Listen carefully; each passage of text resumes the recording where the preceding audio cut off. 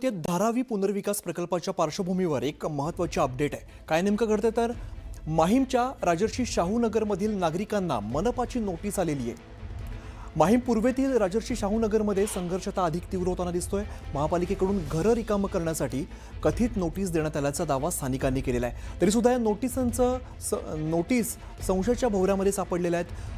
स्थानिकांच्या म्हणण्यानुसार या नोटिसांवरती कोणतीही तारीख नाही आहे, महापालिकेचा अधिकृत शिक्का नाही आहे आणि संबंधित अधिकाऱ्यांनी अशा प्रकारची नोटीस पाठवली नसल्याचं सांगितलं जाते। त्यामुळे या नोटीस तातडीने मागे घ्याव्यात अशी मागणी रहिवाशांकडून केली जाते।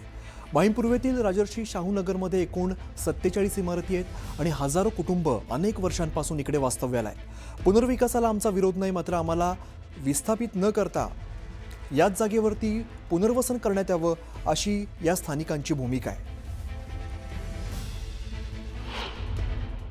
आमची एकच मागणी आहे संपूर्ण शाहूनगरतर्फे की आम्हाला प्रथम तर आमची हे मागणी आहे की आम्हाला इथून तुम्ही हलवणार नाही हे आम्हाला लिखित द्या।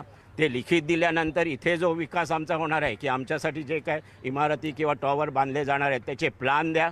ते कसं आहे आणि ते आम्ही वेळोवेळी दिलेले आहेत। आमच्या मागण्या 750 स्क्वेअर फीटची जागा वगैरे आणि इतर जे गेटेड कॉलनी वगैरे हे सगळं आम्ही दिलेलं आहे। तर ते आमचं हे आहे। आता आमचे हे सगळे जमलेले आहेत सहकारी। पण एकंदरीत पाहायला गेलं तर कालच सर्वच इमारतींना जो 47 इमारतींना जे ते नोटीस धाडण्यात आली। नक्की त्या नोटिसीत काय होतं किंवा ती नोटीस तुमच्यापर्यंत कोण घेऊन आलं होतं नक्की? ही जी आता अगदी ऐन जूनच्या पहिल्या आठवड्यामध्ये या लोकांनी नोटीस पाठवलेली आहे।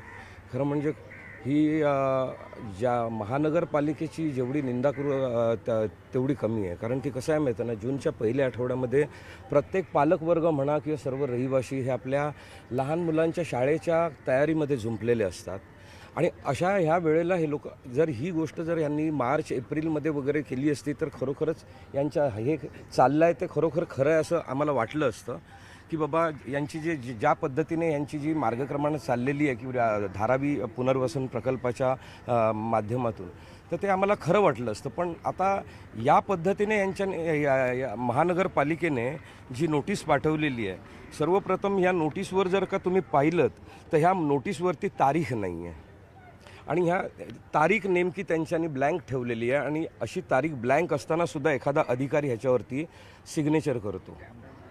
त्याच्यावर त्याचं कोणतं नाव नाही आहे, त्याचा स्वतःचा असा महानगरपालिकेचा कोणता मालमत्ता विभागाच्या सहाय्यक आयुक्ताचा कोणताही स्टॅम्प वगैरे नाही आहे।